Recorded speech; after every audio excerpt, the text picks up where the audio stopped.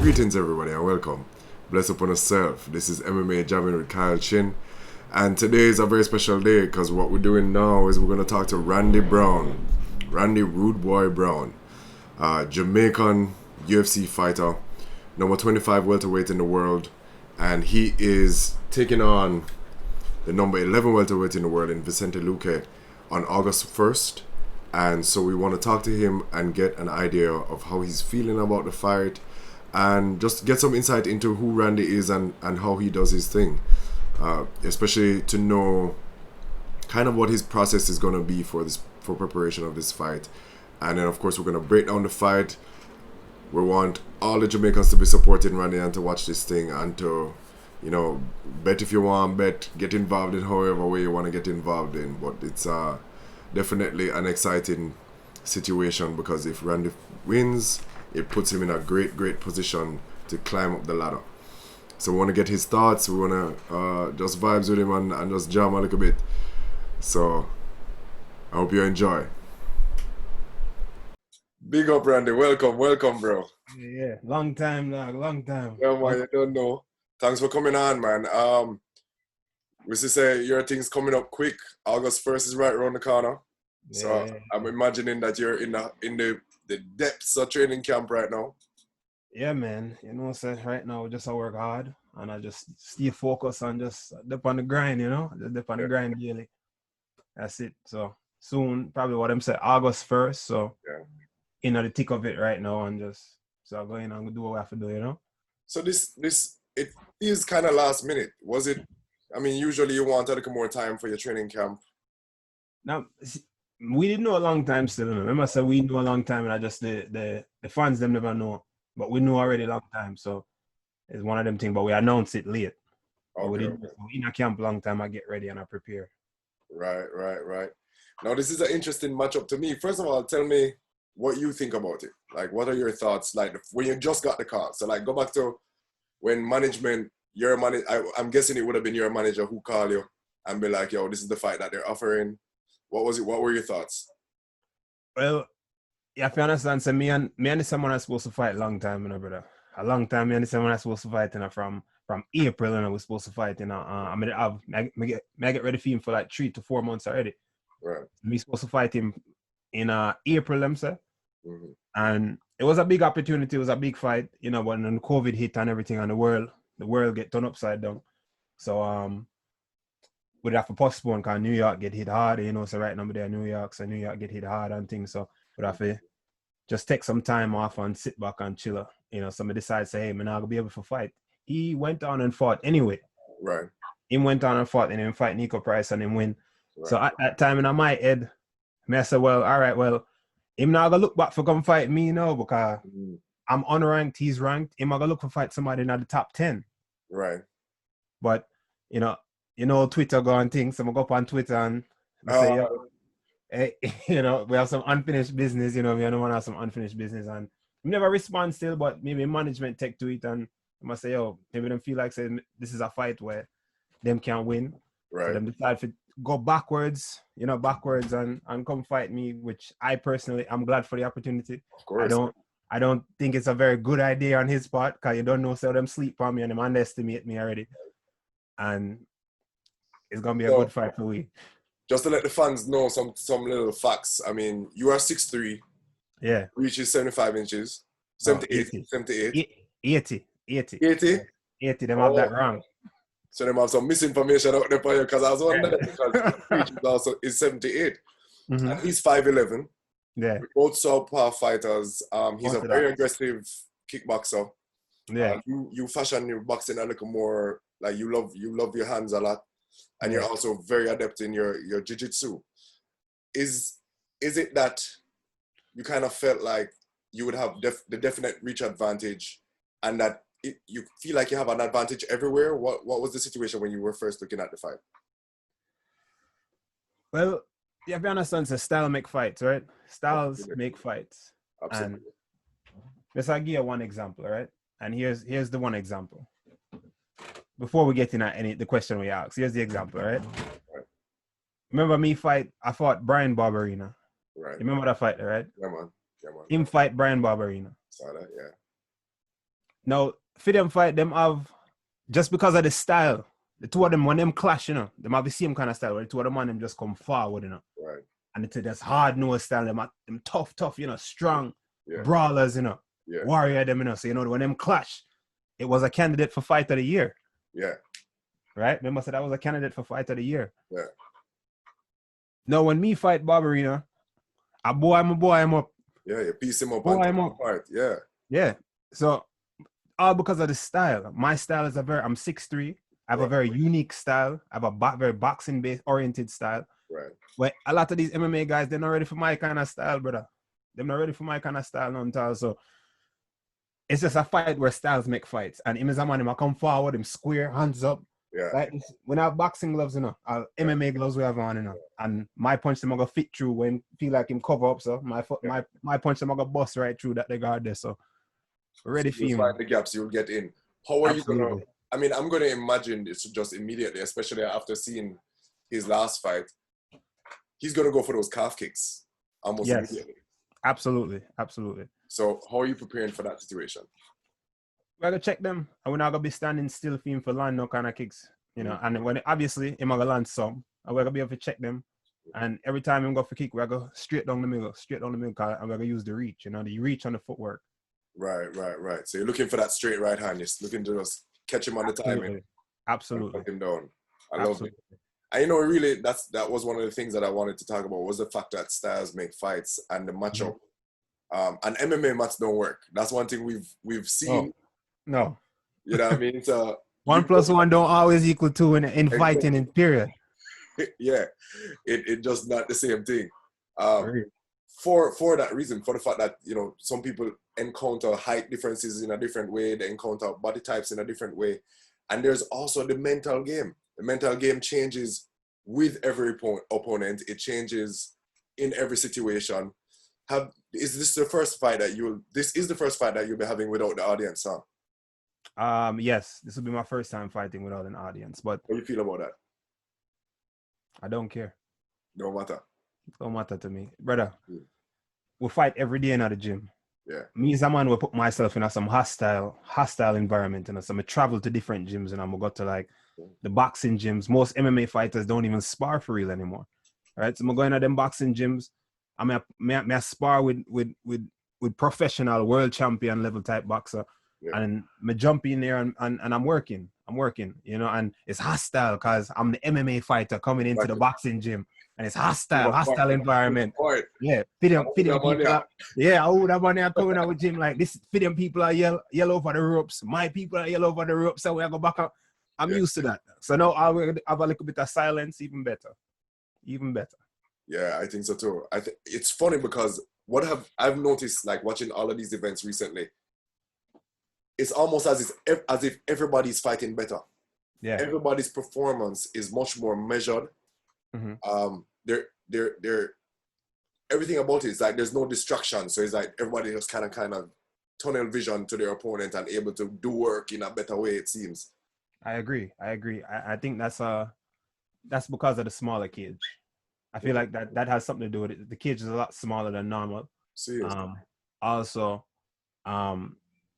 the crowd brings a level of anxiety. The crowd brings a level of anxiety and a level of, and what does nervousness and anxiety bring to you when you're at fight?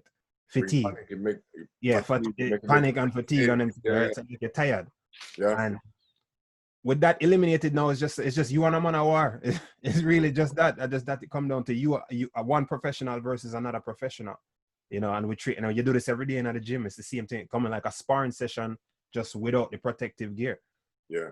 You know, so I feel like people just kind of just able to just do what they need to do. You know, able to just get the technique out without having that anxiety of a crowd yelling on them thing. Like when you fight with the crowd, you know, you just more. Sometimes you can't even hear your corner, and sometimes you just hear something happen. Maybe him touch you, or you touch him, and you hear just the crowd. It's so loud in there, you know. And sometimes you don't even know what you do. Sometimes a man just barely flick you, and just because him are the favorite, the crowd just go crazy, you know, and things like that. You know, they play a factor. It also influences the judges, or you imagine that it's influencing the judges, so you feel like you need to know more. Yeah, definitely. Absolutely. So tell me something. You were talking a little bit about the fact that you go to other boxing gyms and thing. And I'm sure people would be curious to know what your process is like. So tell us a little more about your process for preparing for a fight. Well, my process is very unique. I would like to think that it's not like any other professional mixed martial artist, you know. Well, I have my home base. I have my home base in Budokan martial arts, right? And my home base is I've learned everything. That's what my head coach is. That's where that's where we put it all together. When we do me and sparring and everything there, right? But no, I have a kickboxing gym when we go to as Belmore Kickboxing, right? Throughout the week, we'll go to Belmore Kickboxing. Not only Belmore Kickboxing, we'll go to Henzo Gracie Academy in the city. Oh, nice. Yeah, me over there so from Brazilian Jiu-Jitsu, because, you know, those are the best grapplers in the world. You know, they come from that gym right there. So, you know, so that's where we do all my jiu-jitsu and everything there. I'm just the boxing gym, Cops and Kids in Brooklyn. So, you know, we'll head over to Brooklyn. I'm just in the trenches with the man, and we're just, you know, with the killer them. Just in the trenches with the killer them. How do you split that time? Like what's your schedule like? Throughout the week. All right. So for instance, like a Monday morning, I wake up early, 8:30. The class starts at 8. Some would have wake up about 7. Now I forget there, get myself ready, get on the train and get there. Henzo Gracie Academy in the morning. After I leave from there, go straight to my gym now. When we get to my gym, pad work, maybe with my sensei or something. And then after that, it's more either boxing at night or strength and conditioning. So that's 3 sessions and not just that one day there. Wow. No, the Tuesday morning when I wake up, I'm gonna head over to the kickboxing gym now. Do my kickboxing. Right after me do my kickboxing, I have to wrestle. So I'm gonna go back to my main gym again. I'm gonna have the wrestlers come and wrestle. And that's just 2 for that day. Wednesday, strength and conditioning again. After strength and conditioning now, you know, we do cardio at night, you know, and then we grapple again. Thursday now, early morning, wake up sparring. So go to the boxing gym with sparring early. After sparring now, head over, we do some drills in the night, some MMA drills, just positional training. Be able to never get up if you're down on your back, be able to never get up. Like me and you know what me and you work, we'll come out. Them kind of work. Yeah, after cage wrestling and everything, then just mix it up throughout the week. And then on Saturdays, we have a thing we'll call the gauntlet. Right? Every Saturday? Every Saturday. We have a thing we'll call the gauntlet. Right? Now, the gauntlet that's only 1 session for the day. After that, we do an ice bath and thing. Right. Ice and heat, cold, hot contrast. So basically, just stay in and you have to spar. You have to spar a fresh body. So I usually do 3 5s with one person, like the person closest to the guy that's I'm going to fight. Right. We do 3 5s with him. And then I stay in and the next fresh person come in. And we just rotate 3-minute rounds with that person with different fresh body, in and out. And then afterwards we do positional things, more pad work, and just, you know, conditioning. That's it. It's a lot. How long is that session? That sounds like a 3-hour session. About 1.5, 2 hours. Oh, really? Okay. Yeah. You just get straight into it. You just warm up and go. Yeah. Seeing. Yeah, man, that's interesting. No, I mean, you know, you're not in Jamaica for your camp, so you don't know no callaloo, no yam, no potato. You know what I mean? So what's the nutrition like? Right now, nutrition is just super plain, you know, just sweet potato, grilled chicken, all my supplements and things, protein in the morning, oatmeal. Yeah. Can't eat no porridge and everything there, you know. It's simple. You keep it simple. Just keep it simple. And that's what a lot of people probably don't understand too, is how simple it is when it comes to nutrition for training camp. It's just not a lot of variety. It's just you know that there are certain clean things you can eat that give you some good energy, and you just stick to that. And that's it. And you just stick to it. Yeah. That's it. So no, sorry, go ahead. You're I mean, right now you can see that you're looking very, you know, you're buff up and you look strong. So are you lifting a lot? I know you're doing your strength and conditioning. The strength and conditioning, I would imagine, is not straight weights. It's probably a lot of dynamic movements and stuff like that. Who is your conditioning coach? Well, we do a lot of functional training, and it's Matt Mattis. He's from Garden City, Long Island. So I travel to him. When you called me today, I was just leaving the gym over there. His name is Matt Mattis at Blocks Fitness, and we do everything, man. He's a mad scientist, and I honestly owe a lot of my strength and gains to him, because before linking up with him, that's what was missing in my game, you know, and it was the just the strength aspect of it, and just being stronger and being able to do the moves and apply my strength with my technique, you know. And I mean, YouTube channel up and running, Yeah, Rude TV. Are you showing that? Are you taking us into the world of, you know, that you do some of your strength conditioning training, some of that? Can we see all of absolutely, that? absolutely. So the key behind that and the idea of me starting a channel, a YouTube channel, I want to give the people a more in-depth look into me. So I was raised in Jamaica, you know, but I live in America now, right? And COVID, with the business in Jamaica with Airbnb and everything there, right? I'm always in Jamaica a lot, but due to COVID, I haven't been in Jamaica for a while now, right? Because of this madness. So I just wanted to show people, I live when I'm here, how I live when I'm in America, how I interact with my family, how I do with training and everything. So right now we're filming episode 3. Episode 3 is gonna drop Monday. So yeah, man, I just want to give the people a better understanding of who I am as a person and just my life, you know. Nice, nice. And I mean, that's the age we're in, man. It's all about increased exposure, increased marketability. You're also doing a podcast. Yes. Tell me more Yeah. that, bro. Yeah, me and my brother-in-law doing a podcast. It's called The Pro and the Bro. Or the pro and the bro. So it's it's cool. It's cool still. It's fun. It's funny. It's lighthearted. You know, we kind of go over the fights. We talk about the upcoming fights, and we do the fights them afterwards. You're not gonna really hear too much of a Jamaican accent in that. You just hear me attack. You know, just you know. Ever drop it in every now and again, bro? Yeah, every now and then, so them can know what time it is still, so them know what I'm Cool shot. going. Cool. And I mean, It's cool. It's cool. It's fun. It's fun. And I'm also on Twitch as well. So if anyone of you on Twitch and you want to come play some video game with me, I do Twitch. I do fight breakdowns called the Rude Views. You know, we out here. You know, we out here. mad thing. I want to get back to your fight again. Yes. I mean, the likelihood of any of his team seeing this is not very high. We can talk. We can reason out the thing. Yeah, man. Either way, them can't stop it. You can watch a lion. You know what I'm saying? You can watch a lion for all you want and study the lion all you want. You know, Still study him and break him down and do whatever you think. Go in there with him, no? Go in there with him and see what. Straight. So, what does a first round look like for you? First round is, you know, he's gonna come out strong. Obviously, we know he's gonna come out strong. His corner is gonna tell him lots of pressure. Pressure is the kind of, you know, based on my style, I think for them, if they're smart, and I know they're smart, they're high level, so they know they're gonna tell him, with my style, you want to apply pressure to try to back me in our corner so you can get off your combinations and things. But it's easier said than done, you know, because I have excellent footwork, and I'm gonna be able to just move. I just use my footwork and use my range and just control the distance and just pick him apart. So if I could control the first round and I skip the first round, I believe it's all smooth sailings from there. Because he might come strong in the first round. After that, I feel like I pick him apart and just frustrate him. Fair enough.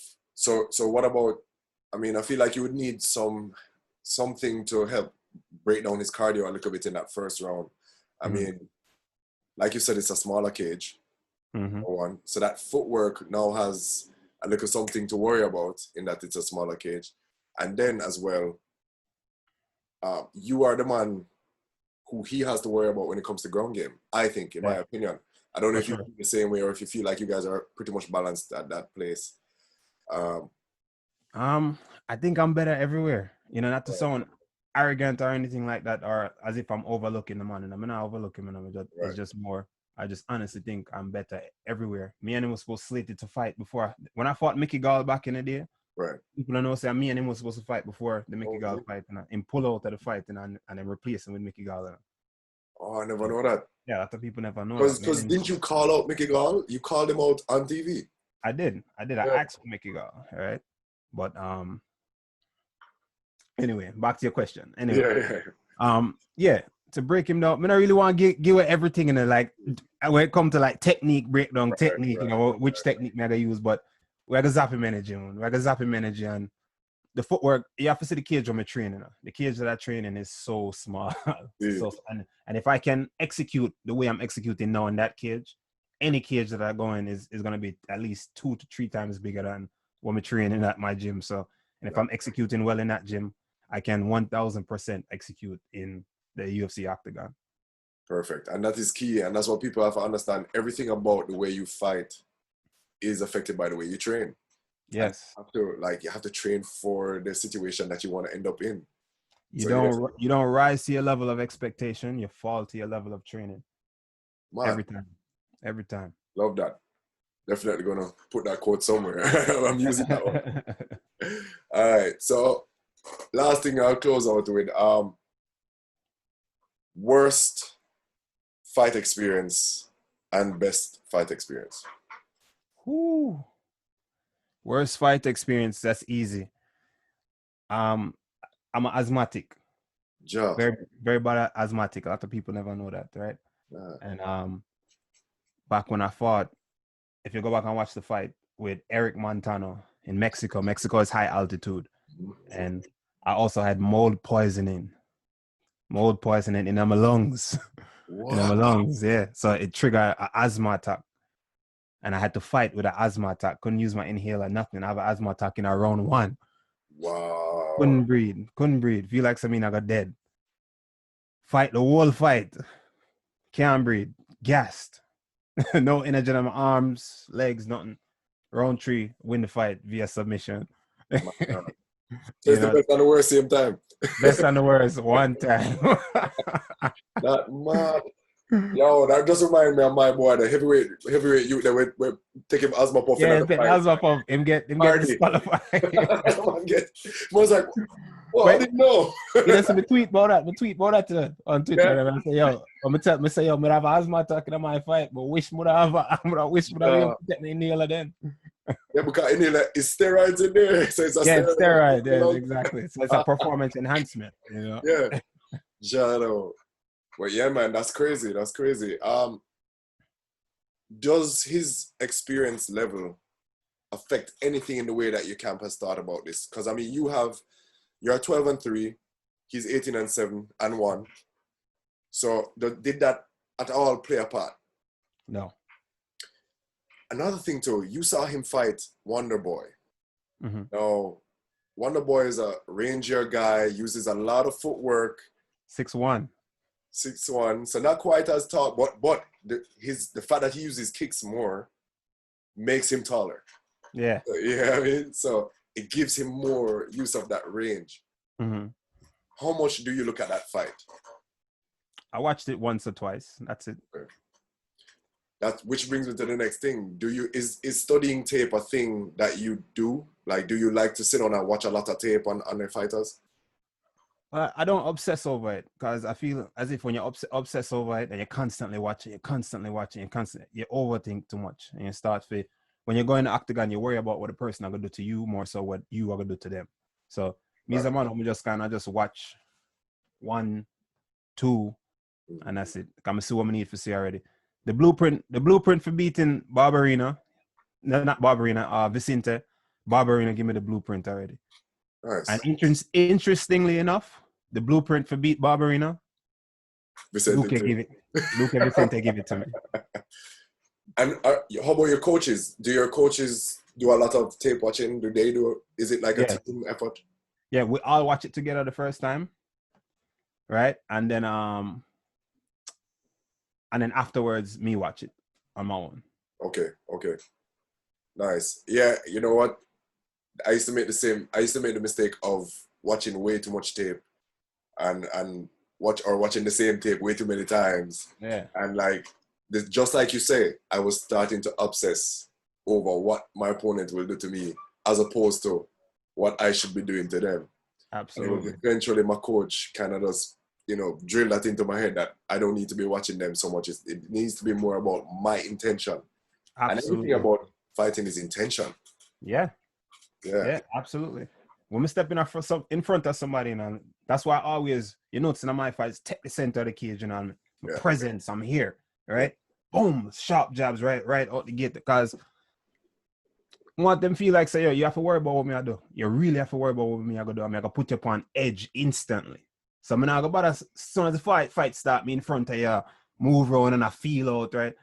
I have the intent I'm going to be direct, and when the fights, I know exactly what I'm going to do, and when the fight start, that's exactly what I'm going to go do, and then we'll have the little feel out afterwards. Right. But I know which technique I can put out that is low risk of me getting hurt or anything like that. So we put out, I'm gonna come out, I'm gonna be very direct with that out the gate.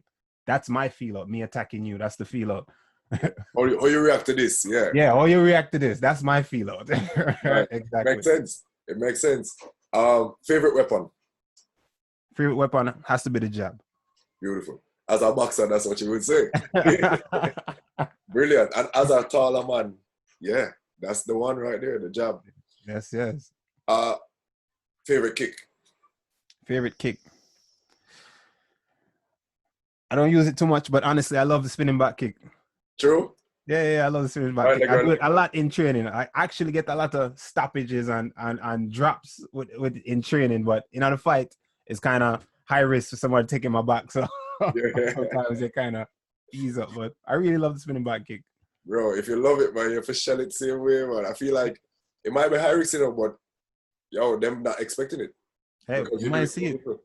You might see it. You're gonna see a whole heap another fight, man. You're gonna see a whole heap. I'm excited, man. I'm looking forward to it big time. And I think people are going to really enjoy this whole vibes, man. Yeah, man. This is it now. This is Jamaica up on the map for real, you know. This is it. This is one of them fight that's gonna really establish our presence in the UFC and say, yeah, Jamaica, we're there now. Cross weight classes. That's what we need. Yes. Middleweight, welterweight, lightweight. Everything. We're there now. We're there to take over. Mad thing. Yeah. There was one question that I can't let you go without asking. What would be your perfect road to the title? Considering after this win, what is that perfect ride to the top? Honestly, I have some names ready, and I don't really want to give it away right now. Come on, man. But I don't really want to give it away right now. But I will tell you this. Yeah. I will tell you this. I'm gonna give you an alternate route. All right. Besides who me I could call out and things, but I'm gonna give you an alternate route, and the alternate route would be, I win this fight. You know, everything go well. I win this fight. We'll fight Jeff Neal possibly afterwards. Nice. Then we'll fight Wonder Boy, and then nice. And then we in the mix. You know, we'll fight number 2 or whoever it is right after that. Wicked. I like that. I like that a lot, man. You know, nobody's calling out Jeff Neal. Jeff Neal literally had to go back to work as a waiter, as a server. Yeah. Nobody don't want that. Nobody don't want him. I would tell you right now, me and Jeff Neal have conversation on Instagram in the DMs. Like, yo, me and you will fight. I want to fight you. He doesn't mind. I mean, knows the people that avoid him. I'm sure me the people that will avoid him. Sure. Me and him talk. Yeah. I say, yo, him would have rather fight me with a number beside my name. Yeah. And that was the only reason why him say, yo, I'm not have a fight now. And we can't accept a fight with you because you don't have a number. So I'm say, all right, after this fight, I will have a number. And we're going to see where we're there at that time. I know not everybody are not planning to fight him. Mm-hmm. But I will fight him. Styles make fights, and I am the most underrated and underappreciated welterweight in the division. And we know that. And we have a whole heap of people to prove wrong. And we have to shock the world. And after that fight, if me and Jeff Neal fight at some point, I believe we will. And again, we're going to show people why I'm in here, Rude Boy. Cool, man. Man. Randy Rude Boy Brown himself. Listen, Randy, this has been great. I really appreciate you coming on the pod. And you don't know, with Jamaica have your back. We're there for support you. And we wish you all the best in the future. And definitely wish you all the best on August 1st. We know you're going to do damage. We know you're going to do the thing properly.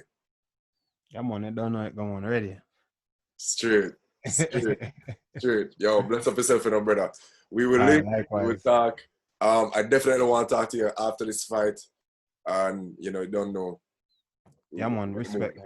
Yeah, man. No flop. Yo, blessings. All right. Big up.